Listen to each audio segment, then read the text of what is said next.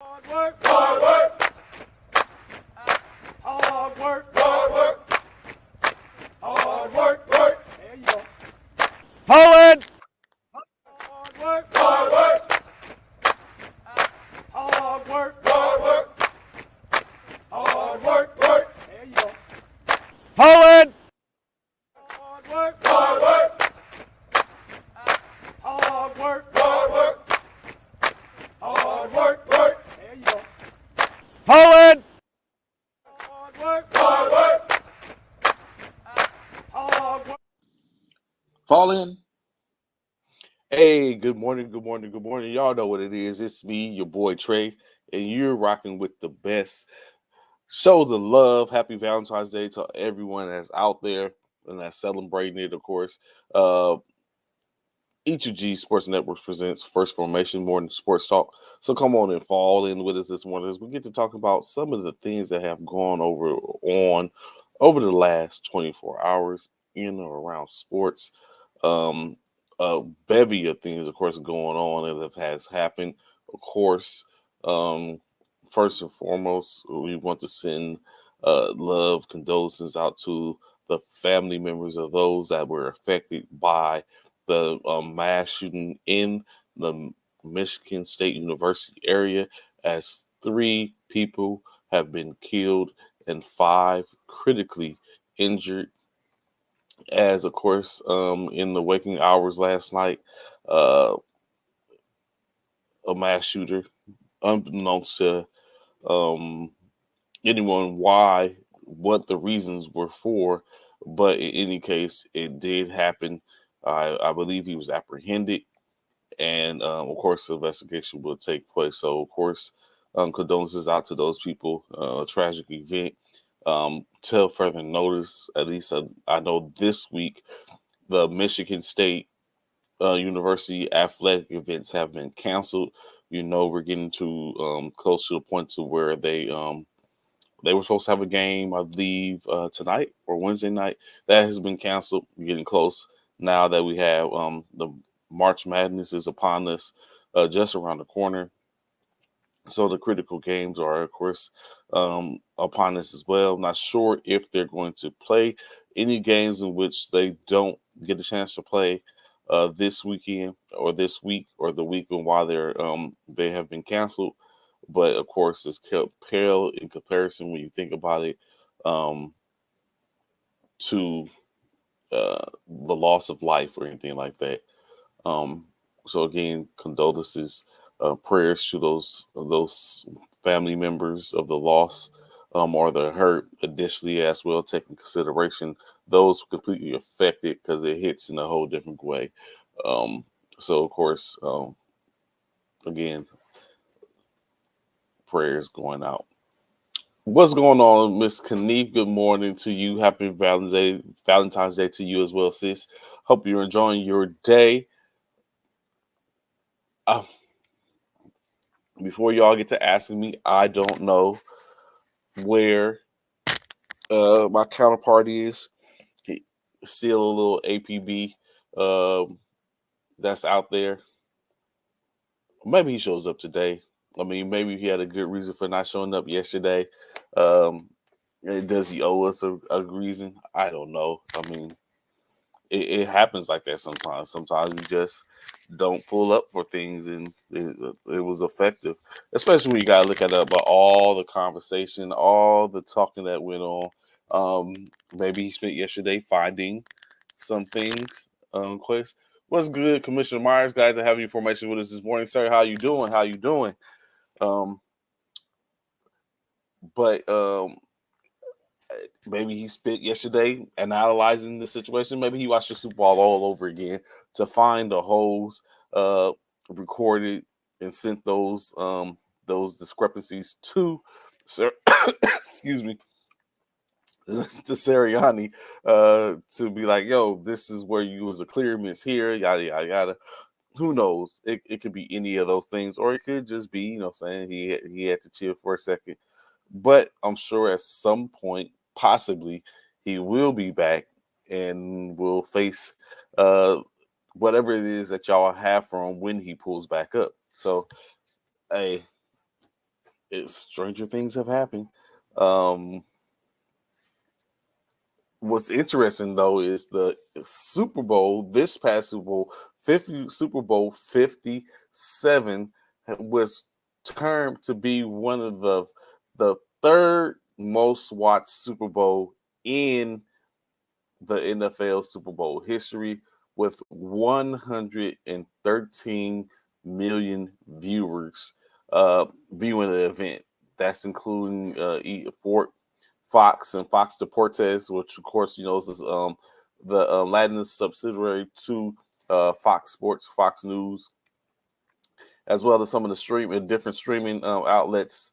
So the Nielsen figures cap that. Of course, what two are ahead of that, ahead of this particular game? You have, of course, the 2015 New England Patriots and Seattle Seahawks game that was aired on NBC that collected 114,442 viewers, not including streaming. So that streaming wasn't a hot thing. If you think about back in 2015 when the Seahawks and the Patriots played one another, that was the number one. That's number one when it comes to streaming. So just a little over 1 million. I think he did, Commissioner Myers. I really think he did, which is the interesting thing. That could be another reason. I mean, if he guaranteed to win and so on and so forth, and believing he was on a high horse, in my opinion, talking about it. Like I kept on trying to reiterate to him, did he feel comfortable with how they won the NFC Championship game? And I was trying to get to him to basically just say, no, I was not comfortable with it, but I take it because I would have too if that was the case. But the number one team in the NFC wasn't that much in comparison to them. It's just they fell on a little bit of unluckiness, I guess you could say. And so I think it didn't properly prepare Philadelphia for what they were going to see. In any way, form, or fashion. Not saying that Brock Purdy is a clone of Patrick Mahomes or anything like that, but they wasn't giving any adversity going into that game. It was like a false sense of security, which they got, and that's just what it came out to be. And I think it was damning to them to believe that if they believe that they just ran over San Francisco in that manner, they should have been wrong for thinking that. I hope they was understanding and fully recognize and put it in perspective that they wasn't challenged due to a bevy of things. But if they just went ahead and was smothering themselves and believe like, okay, we are good, what I'm saying, we are the most dominant force, we're the Shaq of the NFL right now, then it was their own fault. How would I have felt comfortable? Would I have kept the talk to a minimum? All be fools goal sucks. It does, Commissioner Myers. And what I'm saying, everyone, you can't tell everyone. The old Monica, you can lead a horse to water, but you can't make them drink. That just became that may have been it. But I don't want to speculate too much. I want Bishop to come and state his case and be here to sit up and say, yes, this is what it was.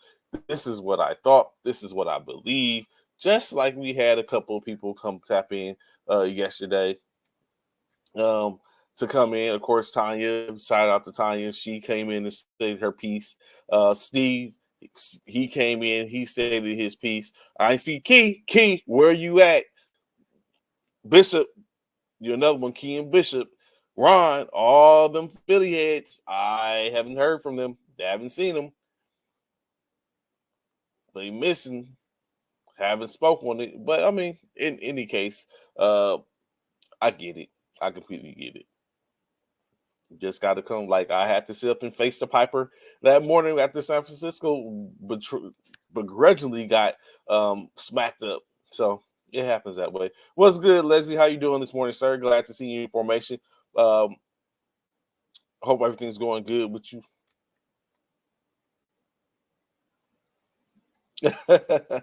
so Phillies coach. So Nick Sirianni, okay. You said I would not have felt comfortable. Would I have kept or talked to a minimum?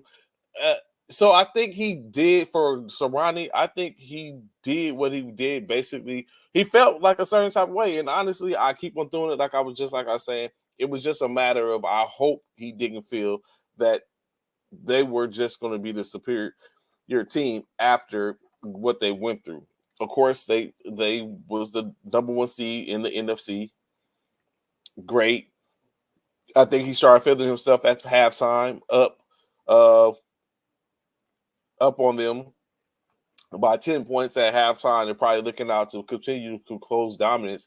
And that's the thing in which I continue to look at. Like, it wasn't like Serrani, in my opinion, wasn't just outcoached by Reed. I think he was outcoached by the enemy. I won't even necessarily say Mahomes complete. Well, yeah, Mahomes outplayed him too in the sense because Mahomes came back through 3 touchdowns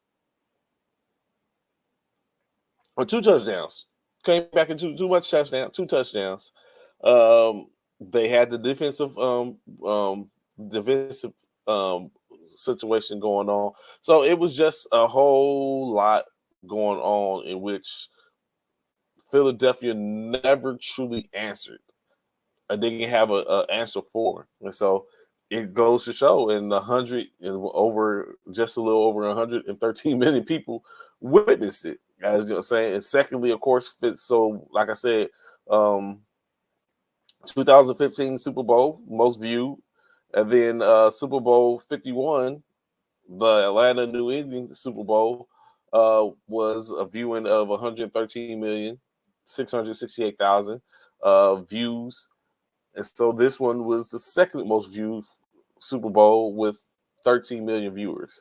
So, and was it to view Patrick Mahomes? Was it to view 2 African American quarterbacks first time in a Super Bowl history? Was it the hate of the Philadelphia Eagles that allowed them for everyone to pull up and take a look at this? We probably would never know. I just want to know Mr. Sean Davis's, aka Bishop's, take on what went on Sunday. What was going through his head as he watched the debacle start to happen.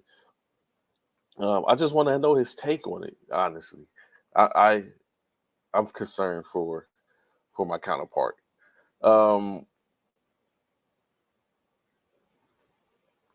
Additionally, what were some other NFL conversation? Like Donovan mentioned of above earlier, the Eagles' offensive coordinator leaves the Eagles offense to take up the head coaching mantle with the Indianapolis Colts. Now they will be it was a tale. It really was, Leslie. It was a tale of 2 different halves. But like I said, the Colts now have a head coach. I think there's 1 job left out there, and that being the 1 job left out there. I think that's being the Arizona Cardinals position. I think that's available.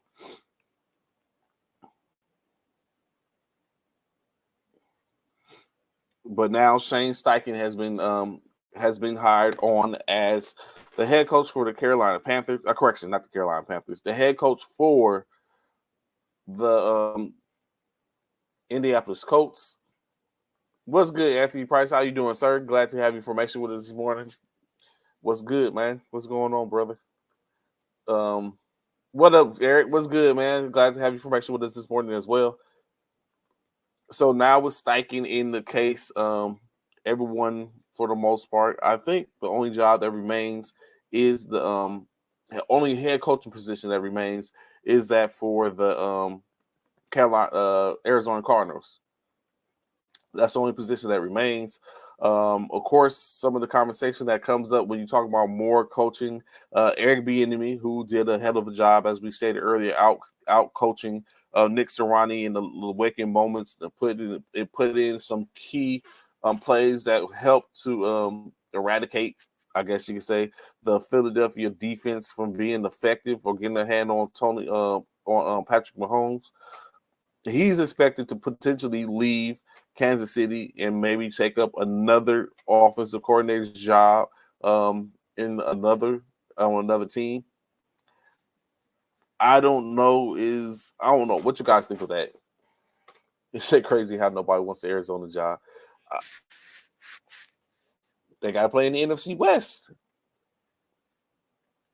And then not to mention that they're probably will have another downtrodden season because Kyler Murray isn't due to come back till like the middle of the season. So now they got to go a couple of games without Kyler Murray, their franchise quarterback, and make it work. So it's a lot that could potentially be going on there.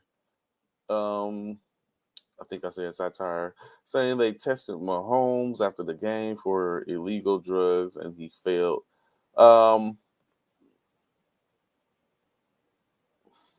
I think that was just clickbait, Leslie. I don't think, because I know I've seen it where they try to say that he was being tested due to the fact that because of the injury, and see did he receive some type of growth hormone. I haven't seen any clear, valid, credible source talking about that. So of course that's a little bit different. Or it will hit if it will. It would have been all over the place if that was the case. So yet, saying that we know that's not the truth, honestly.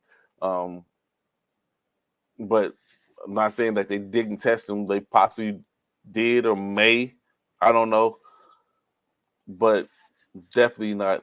Kansas City isn't getting stripped. Oh, wouldn't Philly fans love that? Where else were you? What else where was I at? I'm sorry. Oh yeah, Philadelphia. I mean, not Philadelphia. Arizona. So Arizona job, it could be that it might be someone might be skeptical or wasn't to take over at that time and still know or at least understand that they have things in place that's going to protect them at least the first year, especially with the franchise quarterback not available at that time. So that could be some of the reason why Arizona hasn't filled the position, or there's some remorses being played. Of course, people have interviewed for the position, so there's not like it's not like they're not going to be with out a coach. It's just they got to take a look.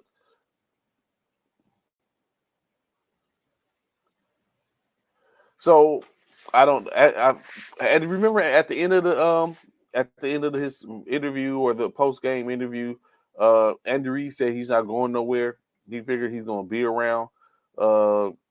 Last year there was a situation to where Eric Bieniemy was nearly not retained by the Kansas City Chiefs and Andy Reid, and it was stated that he was given one more year, most likely for him to come back, and then after he comes back, potentially win a Super Bowl, and then hopefully get another opportunity to be picked up as a head coach.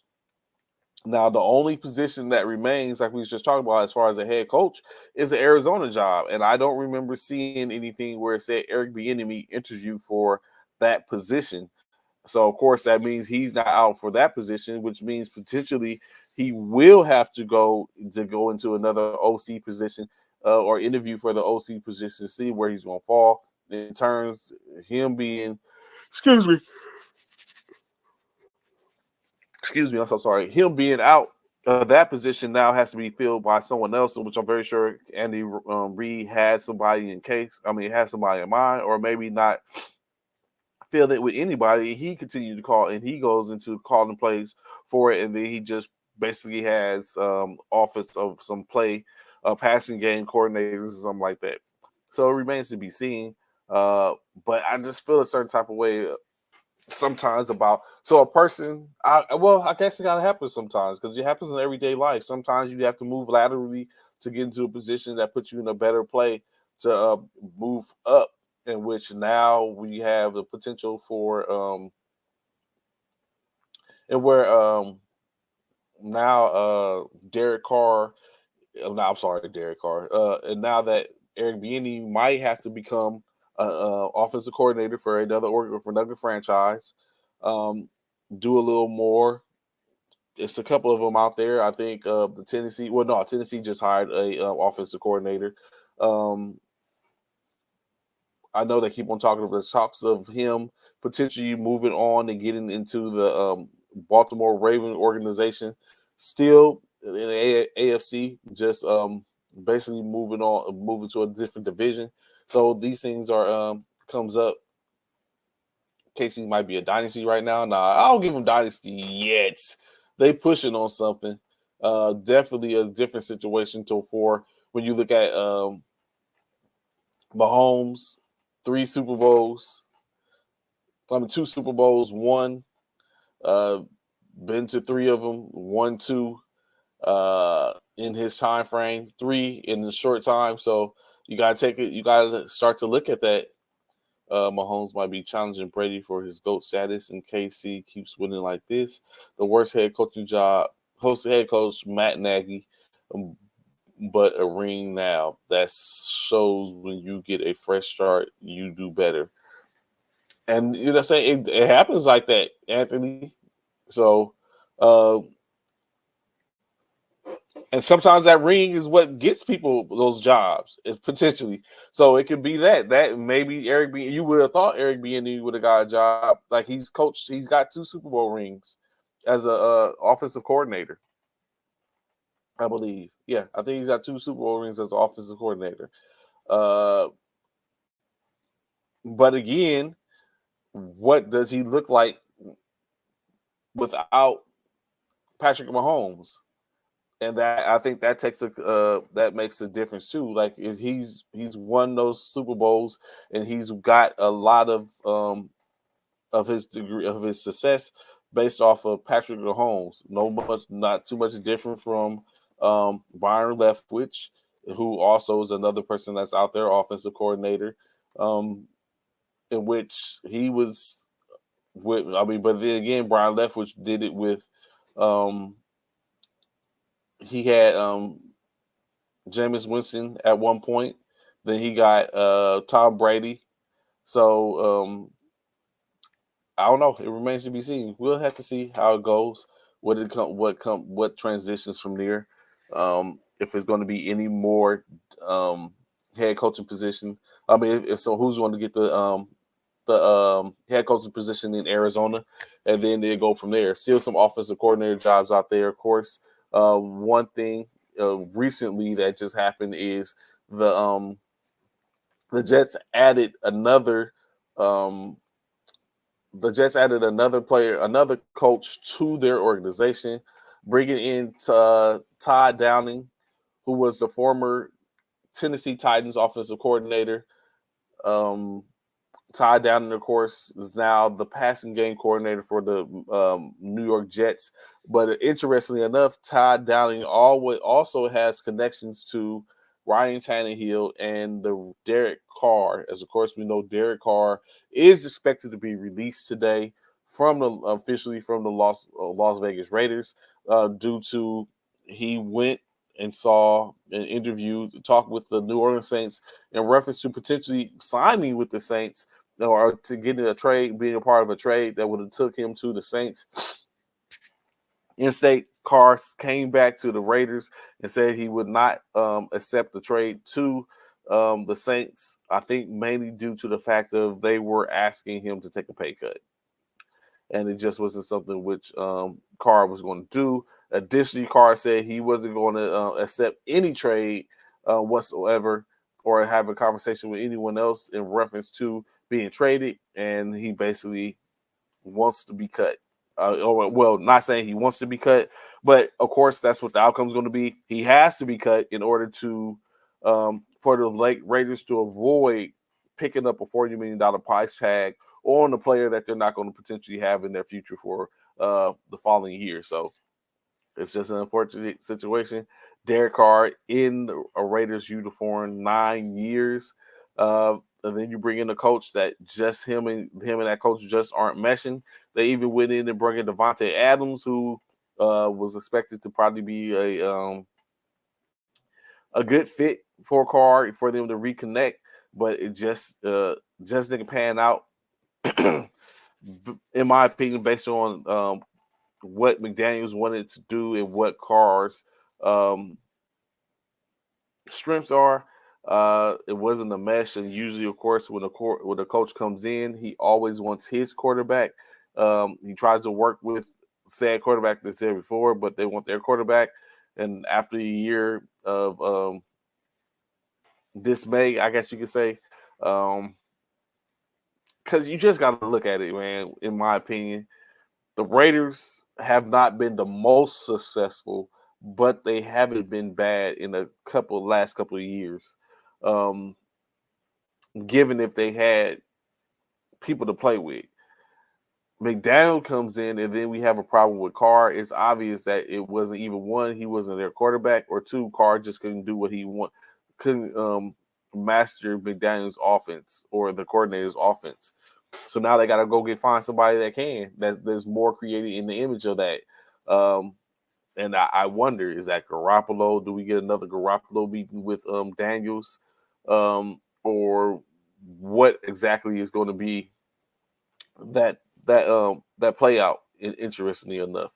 But currently, like I said, Ty Downing is in New York, as New York is potentially looking for more of a veteran quarterback presence, as it wasn't too efficient with once you couldn't get into what was a proficient enough swing of things with Zach Wilson. Now, I don't think they're playing Zach Wilson out, pimping it out like that, but I do think he's going to take a step back in the offense, and they're going to try to get someone in there that could be a little more productive.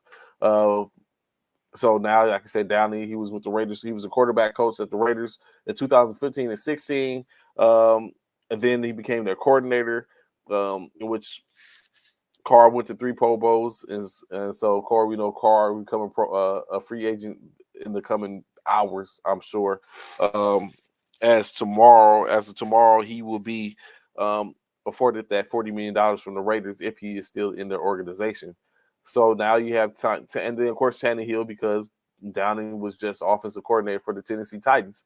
So we're going to see where that goes. Of course, is it going to be effective? Is that a tale that they're building for something to potentially bring in somebody that's more conducive to one of those two players? Tennessee might be looking to move on from Ryan Tannehill. Does he pick up the green? Does he pick up the green and white? Or is the Carr go to rock green and white? We know Carr is not going to go to New Orleans, so that's out. So it remains to be seen. We definitely get a chance to see that at some point. Excuse me. Of course, you still have the opportunity, the potential for Aaron Rodgers. We don't know what that situation is. We know Aaron Rodgers is currently at a retreat when he's basically trying to get away from all the conversations and the everything. The back in the expectancy is that he'd come back from his retreat and will make a determination or decision what he would like to happen. I can say that what he wants to do, but it's not about what he wants to do. The only thing that Aaron Rodgers controls for the most part is whether or not he will continue to play or he will retire. I don't think he has a no trade clause in his contract. So I think the no trade clause was the price of his contract, $60 million expected to be earned this year. So whomever he quarterbacks for next, whether it be Green Bay or any other team, is going to be a hefty price tag. So that might have been his no trade clause. So a lot of quarterbacks that's out there potentially to see where it's going from there.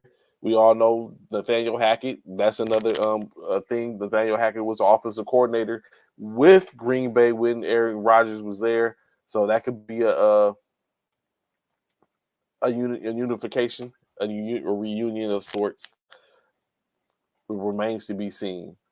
What else do we have going on in the NFL?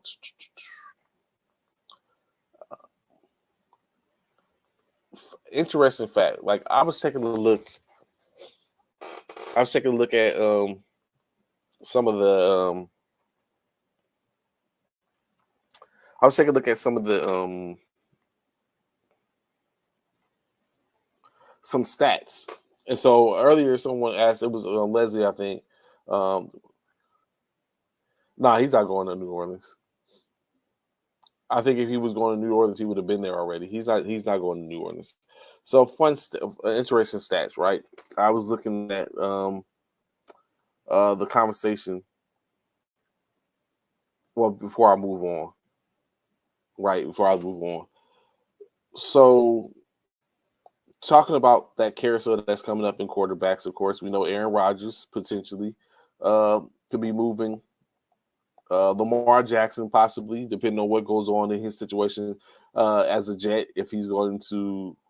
I know it was talks supposedly that started, and it was said that that the Ravens and Lamar Jackson's representation found that they were $100 million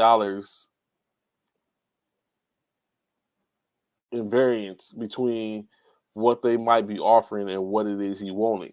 So definitely a situation to keep watching. Additionally, we know Derek Carr, of course, as we stated, expected to get released sometime today. Daniel Jones, he's a free agent. They didn't pick up the Giants. They could pick up his fifth-year option this past year, so he's expected to be a free agent. Where does he end up? Jimmy Garoppolo, of course, another one that's out there. Is it a possibility to bring Jimmy back to San Francisco, even with all the things in which happened? Is there enough there for them to basically keep that spark going? Geno Smith is going to be a free agent this year. Possibly they will be in conversation and talks. Baker Mayfield, additionally, we know Baker was picked up by the Los Angeles Rams late in the season. So we can see is he going to be stay in Los Angeles as a backup to Matt Stafford, or does he go ahead and go on the greener pastures? Mike White was serviceable in relief of Zach Wilson, but is Mike White that dude, honestly? And then, of course, you don't know that. So, just a couple of things, of course, where places in which we think any of these guys can end up.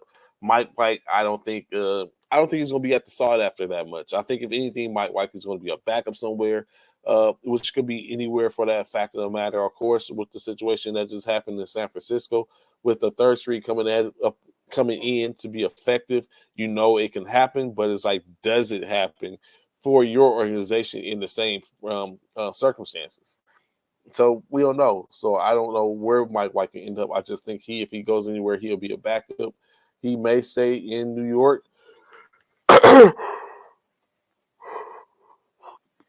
Or he could maybe just stay unsigned and becomes that person that someone scoops up at the point in which they need somebody, like what would have been did had the 49ers potentially instead of Josh Johnson. Baker Mayfield, I potentially think that Baker stays in Los Angeles and backs up Stafford, potentially depending on what Stafford's status is coming back. Baker Mayfield may even start for the Rams, so that's a possibility, I think. Additionally, Geno Smith, I think he resigns with the Seattle Seahawks and just stays in that system and runs it back another year. Of course, if he puts up similar type numbers, that goes to show that he is the real deal and that it wasn't just a fluke. And we can do that. Of course, people are going to be checking for him now with that year under his belt, know what he's capable of. I think he's going to continue to people going to pay more attention to him. So it might just be a little bit different. Jimmy Garoppolo, as the fourth stated, I think Jimmy is going to end up, as much as I honestly would like him to stay in San Francisco, I think Jimmy is going to become a Raider. I really do think he's going to end up in Las Vegas, back with McDaniels. I'm not going to say, but with a good run game in Josh Jacobs, a hell of a receiver in and Devontae Adams. Additionally, a good tight end in Waller. I think you add another wide receiver piece, even though they do have Renfro. So you do have a player in the image of a Julius Edelman, Wes Welker type that he was lacking in San Francisco to work the intermediate, short and distances and stuff like that. So you have that, and then maybe another piece, another burner. I know you have Zay Jones in San Francisco, in Oakley. I mean, correct me. I'm so sorry. Excuse me. I do have Zay Jones in Las Vegas, so that might be an offense in which Jimmy could be very efficient in. Um, Daniel Jones, I think he stays in New York and continues to get them back in order. I don't foresee him going anywhere else. I would be surprised if he went anywhere else.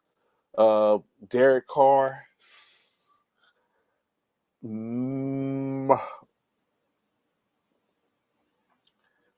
I think Derek potentially ends up in New York, the Jets.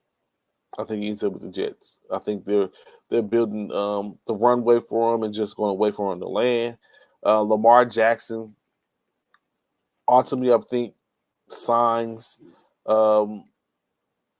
gets the contract that he wants, or at least from some type of contract similar to what he wants, and he stays in Baltimore. Hopefully, under pretense that they're going to bring in more help for him. Who else? Of course, and lastly, Aaron Rodgers. I think Aaron Rodgers' price tag is going to be too hefty for anyone to take on or wanting to take on, and he's going to stay in Green Bay. So that's what I think about the coaching carousel. I mean, the quarterback carousel potentially about to take place. Just was not here. I asked you, they going to pay Hurts. And Eagles have 21 free agents. Last time you see the Eagles in the Super Bowl for a while. So they're going to pay Hurts without a doubt, of course. He's still young. He's taking them to the Super Bowl within 3 years of his existence. Something similar to what we see out of Patrick Mahomes. I don't foresee that they're going to let Hurts walk. He's going to get paid. He might get franchise tag just to start, get him a deal, and after getting him that deal, they go ahead and move on from there. But they do have a lot of key free agents, like we said, Kelsey, Sanders, Scott, some people, Bradbury, all these people that was on these 1-year contracts, basically come in as a renter to see what it would be like. Now they have to potentially play these players or let them walk, potentially walk onto your foes. So it might be a little crazy for free agency. We got a month to see. Free agency kicks off in March. So we'll be able to see what that looks like in a couple of months. What else additionally?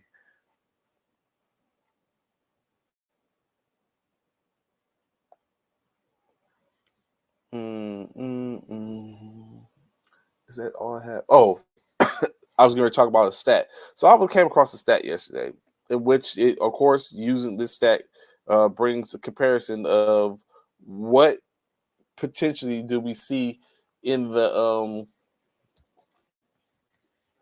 when it comes down to the difference in or the comparison of Tom Brady and Patrick Mahomes, in which they compared them both at the age of 27. At the age of 27, Tom Brady has secured 2 rings, 2 Pro Bowls, 2 MVP trophies, thrown 97 touchdowns for 13,919 yards.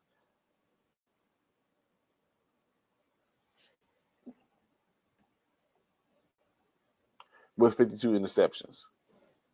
Those are Tom Brady's numbers. Again, 2 rings, 2 Pro Bowls, 2 Super Bowl MVPs, 97 touchdowns with 13,919 yards and 52 interceptions. Patrick Mahomes' numbers at the age of 27. 2 rings, 5 Pro Bowls, 2 Super Bowl MVPs, 192 touchdowns, 2 MVP trophies, 49 interceptions, 1 Offensive Player of the Year accolade, 24,241 yards, and 2 first-team All-Pro selections in the at the age of 27. Now, when you look at these stats, can we say that this is a clear and concise way of being like Patrick Mahomes is a GOAT in his own right, or the making of a GOAT? My personal opinion is that it's kind of hard to say due to the fact that Patrick Mahomes is playing in a different era in which Brady played in. The passing game is exquisitely exclusive in this, as we see over 11,000 yards passing at the same time, which has afforded him the opportunity to put up the yards. Almost over 100 receiving touchdowns in that time frame. Same amount of rings and Super Bowls, as well as Super Bowl MVP. Excuse me, I'm so sorry. But I guess it's the comparison isn't too far off, I guess. So, of course, you have that future GOAT in the making. Get y'all Matt Mahomes rookie card now. Donovan, do you have a Mahomes rookie card? If you take the ring away and use the talent, only Patrick Mahomes is way better.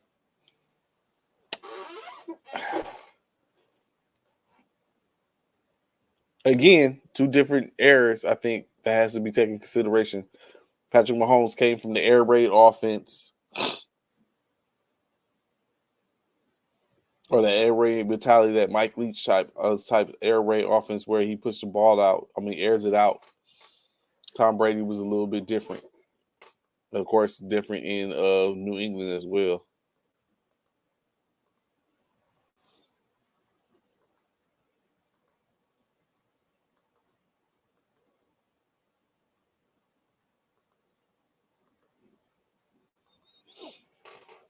Moving on to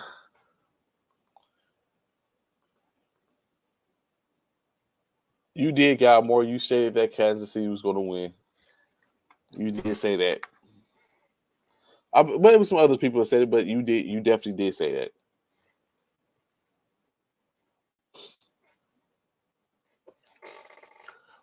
So last night, 11. No problem, Galmore. So last night's game, of course, 11 games played. Some good, some bad. In-state is victories were amassed last night. 11 games played. We're going to count them off, starting with the first one, the Cleveland Cavaliers and the San Antonio Spurs, as the Cavaliers were victorious on their home floor, winning a score of 117 to 109. In their losing effort, of course, Keldon Johnson still put in the work, scored 25 points, 2 rebounds, 4 assists, 18 points, 1 rebounds, 2 assists from Malachi Branham, 12 points from Devontae Graham, newly acquired 12 points, 1 rebound, 8 assists, 9 points, 3 rebounds, 2 assists from Blakely Wesley. Batesy Diop, 14 points, 3 rebounds, 2 assists. Jeremy Socon, 10 points, 4 rebounds, 2 assists. Zach Collins, 11 points, 5 rebounds, 6 assists. Charles Bassett, 6 points, 8 rebounds, all from a losing effort for the Cavaliers. It was led by Donovan Mitchell's 41 piece, 3 rebounds, 5 assists to go on the side. 16 points, 2 rebounds, 7 assists from Darius Garland. 15 points, 10 rebounds, 1 assist. Even Evan Mobley, 17 points, 11 rebounds from Jared Allen. Isaac Oroku contributed with 5 points, 2 rebounds, 1 assist. Karis LeVert, 4 points, 1 rebound, 4 assists. 8 points from C.D. Osman. Dean Wade contributed with 2 points, 2 rebounds. And Rufy Rubio, 9 points, 3 rebounds, 2 assists. As the Cavaliers were victorious, 117 to 109, improving to 38 and 22 on the season, as the Spurs dropped to a measly 14 and 44, 30 games below 500, and looking at hitting the rock bottom in the West. Next game, of course, the Utah Jazz faced off against the Indiana Pacers in Indiana, in which the Pacers were not able to defend the home court. All-star select Tyrese Halliburton, 30 points, rocking the team tray out of Tyrese Halliburton, 30 points, 12 rebounds, 1 assist on the night. Benedict Mathurin, 21 points, 4 rebounds, 2 assists, 11 points, 5 rebounds, 2 assists from Isaiah Jackson, 19 points, 6 rebounds from Aaron Nesmith, 8 points, 3 rebounds, 4 assists from Buddy Hield, 8 points, 2 rebounds, and 3 assists from TJ McConnell. Jordan Nwora contribute with 11 points, 3 rebounds, and 1 assist. Daniel Theis, 5 points, 11 points, 5 rebounds, and 3 assists. For the West, of course, Lauri Markkanen, another team trade representative, currently moved up into the starting lineup, drops 29 points, 11 rebounds, and 2 assists, not to be outdone, however, completely by Jordan Clarkson, who as well drops 29 points, 1 rebounds, 3 assists. Kelly Olynyk, a double-double, 18 points, 10 rebounds, 2 assists, 18 points, 1 rebound, 6 assists from Colin Sexton. Tyler Horton Tucker contributed with 7.7 assists and 2 rebounds, 4 points apiece from Rudy Gay and Aduka Azubuike, not 4.9 rebounds for Abuke. Gay with 4 points, 2 rebounds, and 1 assist. Simone with 1 rebound and assist, and Ochai Agibaji, 8 points, 4 rebounds, 1 assist, all in the and Walker Kessler lastly 6 points, 5 rebounds in 19 minutes. Of course, we know Russell Westbrook currently is missing, as he's supposed to come back potentially after the All-Star break, after it is understood or made to see what they're going to plan to do with him. Is he going to retire? Is he going to be bought out? Is he going to play for Utah? In time, Utah did come on and say that they were trying to give more minutes to the younger core, and so that could potentially leave Russell Westbrook without any playing time. Atlanta Hawks, another high-scoring affair, as the Hawks were hosted by the Charlotte Hornets, in which the Charlotte Hornets are able to drop the Hawks to a 500 record at 29-29 with the 144-138 dub. The Hawks, in their losing effort, were led by Trae Young's 25 points, 2 rebounds, and 14 assists. Another 22 points, 7 rebounds, 3 assists from Clint Capella. DeAndre Hunter, 21 points, 7 rebounds, 1 assist, 12 points from Sadiq Bey as he's makes his appearance. Onyeka Okongwu, 12.7 rebounds, 1 assist, 9 points, 1 rebound from Jalen Johnson. AJ Griffin, 6 points, 4 rebounds, 1 assist. Bogdan Bogdanovic, 11 points, 4 rebounds, 2 assists. DeJounte Murray, 20 points, 5 rebounds, 4 assists. With the 1, 2, 6, 7 players in double figures, correct, it wasn't enough. As the Hornets, 30-piece by LaMelo Ball, 15 assists and 6 rebounds to go with that. 29 points, 4 rebounds, 5 assists from Terry Rozier. 26 points, 5 rebounds, 8 assists from Gordon Hayward. 22 points, 7 rebounds, 5 assists from P.J. Washington. And then, of course, contributions from Mark Williams with 15 points, 5 rebounds, 12 points, 1 rebound, 12 assists from Dennis Smith, and then contributions from Nick Richards and Bryce Goins with 4 and 6 apiece, respectfully. The win improves the Charlotte Hornets to a 16-43 record. As I stated before, the Hawks dropped to 29-29 on the year in the midst of a playoff race. Additionally, last night, a play between teams with players and former teams. The Philadelphia 76ers hosted the Houston Rockets, in which I guess it was vindicating for James Harden as his old team comes to town and gets smacked up a little bit. Jalen Green, they lose an effort, 29 points, 3 rebounds, 4 assists, 15.7 rebounds, 2 assists from Kenyon Martin Jr. Alprin Seguin, 12 points, 8 rebounds, 1 assist, 10 points, 12 rebounds, 2 assists from Jabari Smith.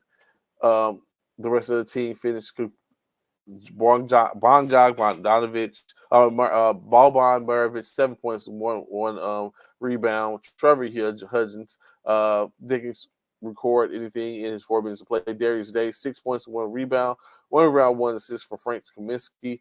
Usman Garuba, 2 points, 2 rebounds, 5 assists.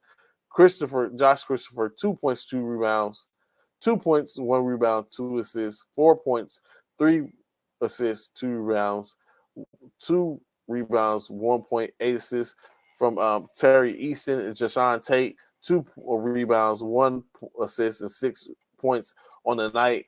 For the 76ers, they were led by James Harden's 28 points, 10 assists, and 2 rebounds, 26 points, 6 rebounds, 6 assists, and 5 rebounds for Tyrese Maxey as the guards put in work. Joel Embiid, 23.6 rebounds, 4 assists, 11.6 rebounds from Tobias Harris, 6.3 rebounds from George Dane. Paul Reed, 6.3 rebounds, 4 points from Montreal Harrell, 1 rebound from Daniel House. Shake Milton contribute with 8 points, 3 rebounds, 1 assist, as well as Jaden McDaniels, 8 points, 3 assists, and 5 rebound outing. Lastly, Anthony Melton, 3 points, 4 rebounds, 2 assists, as the 76ers get the win 123-104. And the beat goes on. The Miami Heat faced off against the Denver Nuggets in Miami, in which Miami didn't have enough, taking the L. The Heat did have production. Jimmy Butler, double-double, 24 points, 10 rebounds, just 1 assist shy of a triple-double. Max Strus, 23.7 rebounds, 4 assists, 19 points, 2 rebounds, 2 assists from Bam Adebayo, 15 points, 2 rebounds, 4 assists from Gabe Vincent. Jamari Bouye, 10 points, 2 rebounds, 3 assists, 3 points, 1 rebound, 3 assists from Hayward Highsmith, and Orlando Robinson contributed with 6 points, 6 rebounds, as the Heat were pretty short-handed. For the Knicks, Nikola Jokic, 27 points, 12 rebounds, 8 assists on the night, 17.6 rebounds from Michael Porter Jr. Kansar with 10 points, 5 rebounds, 6 assists, 12 points, 2 rebounds, 1 assist from Jeff Green. Thomas Bryant, newly acquired, contributed with 10 points, 2 rebounds. Ish Smith, 2 points, 2 rebounds, 6 assists. Jeff Reed, 12 points, 2 rebounds, 1 assist. Christian Braun, 10 points, 4 rebounds, 4 assists. Bruce Brown, 16, 2 and 3 as well. And lastly, Kentavious Caldwell-Pope contributed with 8 points, 4 rebounds, and 6 assists, all in the winning effort. With the win, the Nuggets improved to 40-18, and the Heat dropped to 32-26, just 4 games out of becoming to keep their head above water in the East. That is a very contentious area. Getting to the second half of the schedule for tonight, the New York Knicks take care of business, knocking off the Brooklyn Nets about a score of 124-106. The Nets led by Spencer Dinwiddie's 28 points, 3 rebounds, 4 assists, 14 points, 4 rebounds, 1 assist from Cameron Johnson. Nick Claxton contributed with 11 points, 6 rebounds, and 1 assist. 9 points apiece from Day'Ron Sharpe and Dorian Finney-Smith as he walks him into the offense. Mikal Bridges, 7 points, 5 rebounds, 3 assists. Royce Neal, 8 points, 3 rebounds, 1 assist. Joe Harris, 3 points, 1 rebound, 3 assists, 9 points, 8 rebounds, 2 assists from Day'Ron Sharpe. And Ben Simmons contributed in 13 minutes of play, 2 rebounds, 2 points, 3 rebounds, and 2 assists. For the Knicks, another 40-piece on the night. Jalen Brunson, 40 points, 2 rebounds, 5 assists, 27 points, 4 rebounds, 2 assists from newly acquired Josh Hart, 18 points, 10 rebounds, 4 assists from Julius Randle. RJ Barrett contributed 4 points and 1 rebound, 14 points, 5 rebounds, 5 assists from Emmanuel Quickly. Isaiah Harrison contributed with 8 points, 2 points from Obi Toppin, 1 from Miles McBride. If you count him up, it was 124 for the win. With the win, the Knicks increased to 32-27 on the year. Brooklyn falls to 33-24, but more basketball to be played. Of course, the All-Star break coming up at the end of this week. so they'll get a little rest and get ready to get back at it. Where a team that definitely needs some rest, as the Chicago Bulls faced off against the Orlando Magic last night, in which late in the fourth quarter they lost their All-Star guard DeMar DeRozan, or All-Star forward DeMar DeRozan, late in the fourth, as he walked off with a hampering calf injury, I believe, or quad injury. Um, in which, for the most part, Zach LaVine had to do all the heavy lifting, 26 points, 9 rebounds, 5 assists, 19.3 rebounds, 6 assists from DeMar DeRozan before he left the game, 13 points, 13 rebounds, 1 assist from Nikola Vucevic, 12 points, 2 rebounds, 1 assist, Kobe White, Ayo Damasu, 2 points, 4 rebounds, 3 assists, Nikola Vucevic, I was about to say, Patrick Williams, 6 points, 4 rebounds, 6.7 rebounds from Andre Drummond, 2 points, 1 assist, Goran Dragic, 1.1 rebound from Derek Jones and Dalen Talley, 4 points, 1 rebound, and 1 assist, all in their losing effort. For the Magic, they was led by Paolo Banchero's 22 points, 4 rebounds, 3 assists, 18 points apiece. 18 points apiece from Markel Fultz and Franz Wagner. Wagner with 33 rebounds, 3 assists. Markel Fultz 10 rebounds and 1 assist shy of his triple double, 9 assists, 8 rebounds, 4 assists, 8 points, 4 rebounds, 4 assists from Gary Harris. Jalen Suggs, 3 points, 2 rebounds, 1 assist, 7 points, 2 rebounds, 2 assists from Morris Wagner, 4 points, 4 rebounds, 1 assist from Bo, 5 points, 2 rebounds from Galen Houston, and Jonathan Isaac with 4 points in 13 minutes as he continues to build on his playing time. Of course, it's going to make it a little easier with Bo Bamba in LA now. Opens up the door a little more for those bigs to get onto the court. Additionally, the Pelicans playing without their star in Zion Wilson, but getting things taken care of as they get the 103-100 win over the OKC Thunder. With the loss, OKC drops to 27-29. Thunder's improved to 30-28. The Thunder, in their losing effort, led by 24 points, 10 rebound, 5 assists out from Shai Gilgeous-Alexander. Jalen Williams contributed with 22.7 rebounds, 4 assists, 17.7 rebounds, 4 assists from Josh Giddey, 16.3 rebounds from Isaac Joe, 3 points apiece from Aaron Wiggins and Lindy Waters. Jeremiah Robinson Earl, 3 points as well. Jalen Williams, 1.2 assists, and Lou Dort, 3 points, 3 rebounds, 6 points, and 1 assist on the night. For the Pelicans, 34 points, 4 rebounds, 1 assist from Brandon Ingram, 14 points apiece from Jonas Valanciunas and Jose Alvarado, 10 points from Josh Richardson, 2 rebounds and 3 assists to go along with that. 4 points apiece from Najee Marshall and Larry Nance Jr. Kyra Lewis Jr. contributed with 7 points, 2 rebounds, 2 assists. Trey Murphy, 12 points, 3 rebounds, 1 assist. And Herb Jones, 4 points, 5 rebounds, 2 assists, all in a winning effort as the Pelicans improved to 30-28 on the year. Just 3 more games to go. The Minnesota Timberwolves and Luka, Kyrie, and company roll to their home court, ready to take on the Timberwolves, in which it wasn't the greatest of homecomings. Anthony Edwards, 32 points, 5 rebounds, 1 assist, 12 points apiece from Mike Conley Jr. and Kyle Anderson. 5 assists and 4 rebounds. Conley, 9 assists and 3 rebounds. 21 points, 14 rebounds, and 1 assist from Rudy Gobert. Jaden Daniels, 19 points, 4 rebounds, 2 assists, 7 points, 1 rebound, 5 assists for Teron Prince. 10 points, 2 rebounds, 2 assists from Naz Reid. 7 points, 3 rebounds from Jalen Noel and Jordan McLaughlin. 2 points. Austin Rivers, 2 points. In their winning efforts for the Mavericks, 36 points from Kyrie Irving, 5 rebounds, 6 assists, 33 points, 12 rebounds, 6 assists from Luka Doncic, 24 points, 5 rebounds, 2 assists from Christian Wood. As we know, that is the 3-headed monster in Dallas now. Reggie Bullock, 6 points, 4 rebounds, 6 points, 4 rebounds, 4 assists from Josh Green, 2 points.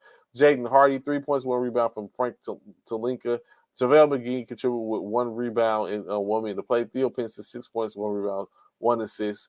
As the Mavericks fall yet again, this time to the Timberwolves, which puts them just a half a game in front of the Timberwolves in the West. 31-29 for the Timberwolves, 31-28 for the Mavericks. It's getting tight. Question Cornelius SCC asked, was Pop really that good of a coach, or has it been the players?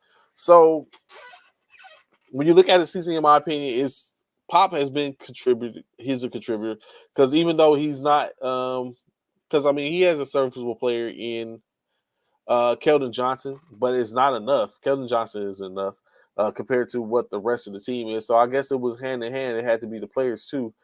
Tim Duncan, David Robinson, Avery Johnson, Tony Parker, Kawhi Leonard, Danny Green. Of course, he's had other players, Robert Ory,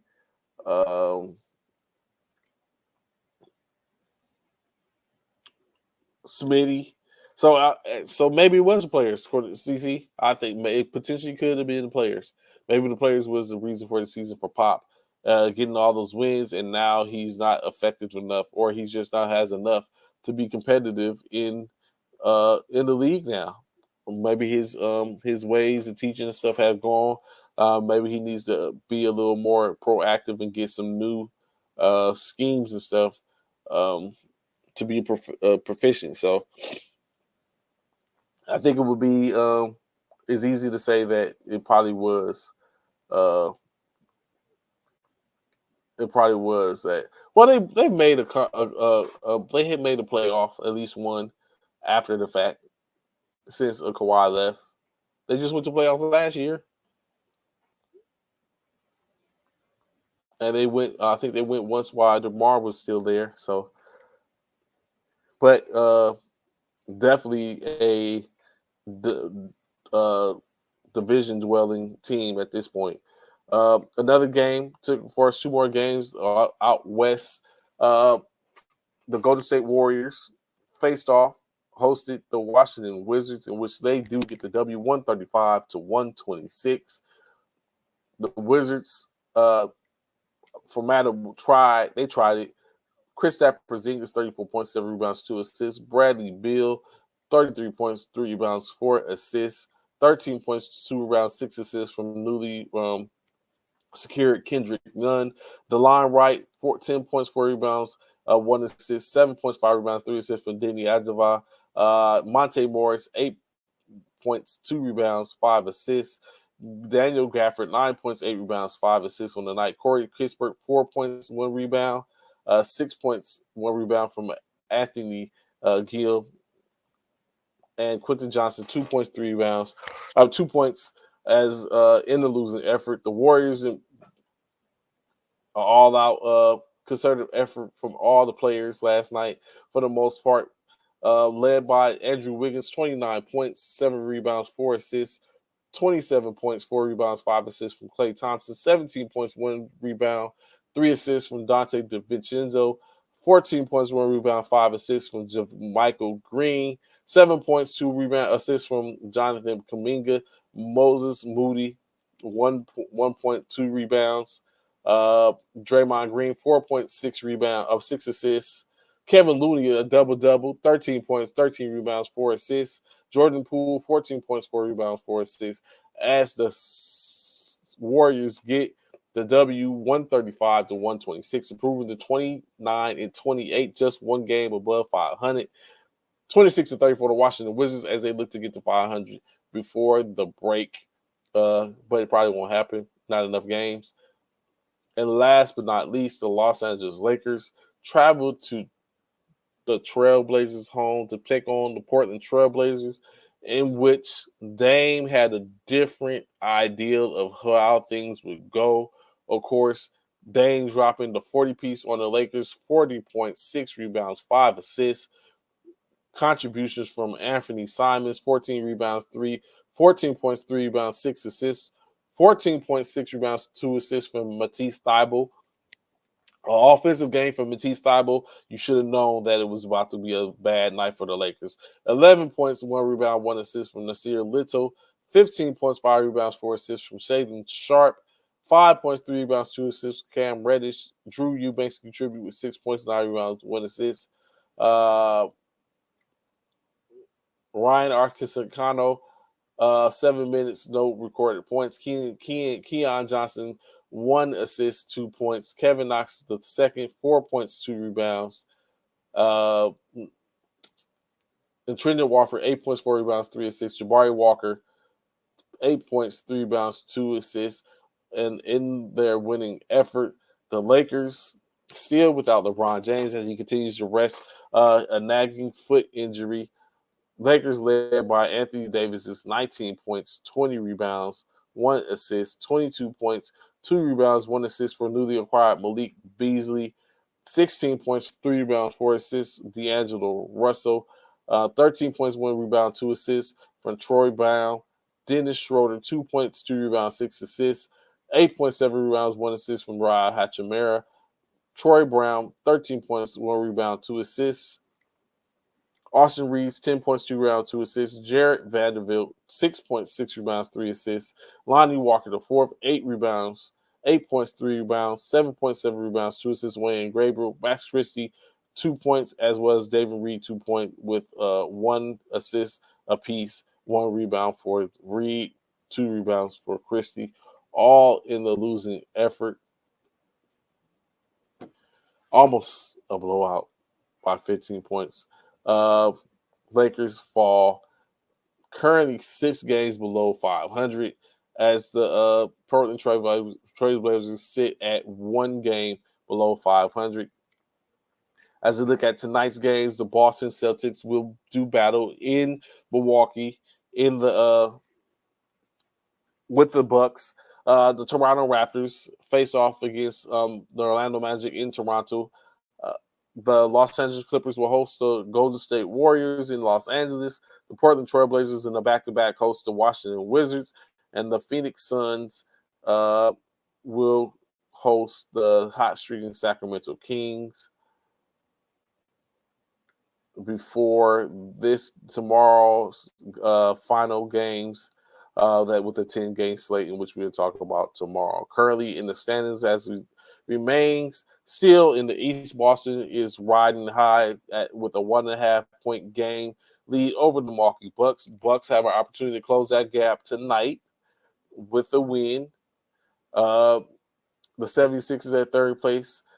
Cavaliers at fourth, the fifth, the Brooklyn Nets to sixth, the Miami Heat. And then when you look at the play-in, you have the Knicks at 7, Hawks at 8, Raptors at 9, the Wizards at 10. The Wizards is 14.5 games behind. The Celtics still 5 games behind the Heat for the 6th seed.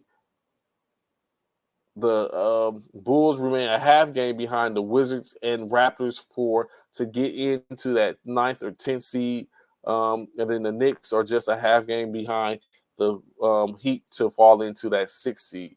Of course, in the Western Conference, the Nuggets 5 games above the Grizzlies at the 2nd seed.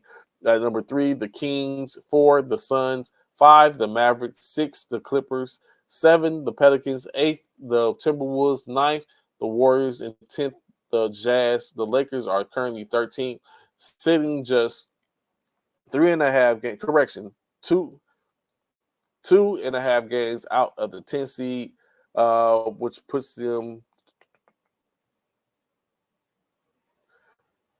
3.5 games out of the 6th seed, 14 games out of the leading West first seed.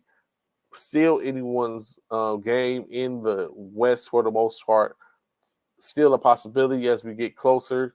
2 more days of action before the break is given for the NBA, which of course then will last until the 16th of February before they start back up again. Of course, additionally, when you look at transactions, Justin Holiday had his buyout approved by the Houston Rockets, in which the expectations is that he will take on the slot in which Terrence Ross was supposed to be and move on to bolster the Mavericks backcourt. So Justin Holiday to the Mavericks most likely after a buyout in Houston, as reported by Brian Windhorst. Ben Simmons is expected to take some time, not time off, but just take some time getting back to a certain way in playing. As of course now he is the top name or one of the top names with the Brooklyn organization. Now is his opportunity to take on that role and be productive. Of course, his numbers last night, they can speak to that. He did lead the game early, only played 13 minutes. Jay Crowder finally traded, of course, expected to make his debut after the All-Star break in Milwaukee, as he was traded to Boston. I mean, he was traded to Milwaukee after the trade to Brooklyn. Still no timetable on Steph Curry, nor there's a timetable on Gary Payton II, as he's expected to be out a month as he recovers from an abdominal strain. Steph Curry, no timetable when he'll come back. Of course, I'm very sure that as long as they keep a steady pace in the West, that they're not looking to get him back anytime soon or trying to rush him from coming back. So, of course, a little bit of time earlier. Got some formations to get to, of course, for myself. A little work to do. So cutting out a little early. I greatly appreciate y'all tapping in. Maybe tomorrow we'll have a Bishop sign. Maybe not. Maybe we have more to talk about Derek Carr. Maybe more ideas of where he'll be heading. More NBA action. Start to get into the NCAA action and look in to see what we have here. The top ones, as Alabama leads, is number one in the men's side. Of course, South Carolina for the women, as they did knock off LSU this past weekend convincingly to secure their number one spot in the women's. So, of course, plenty more to talk about. It's your boy Trey. I'll simply be tapping in with y'all tomorrow. Enjoy your day. It's Valentine's Day, the day of love, even though y'all should be loving on each other each and every day. But this particular day has a theme to it, so go out and show love to those loved ones. Until then, greatly appreciate y'all tapping in. I'll holler at y'all. One.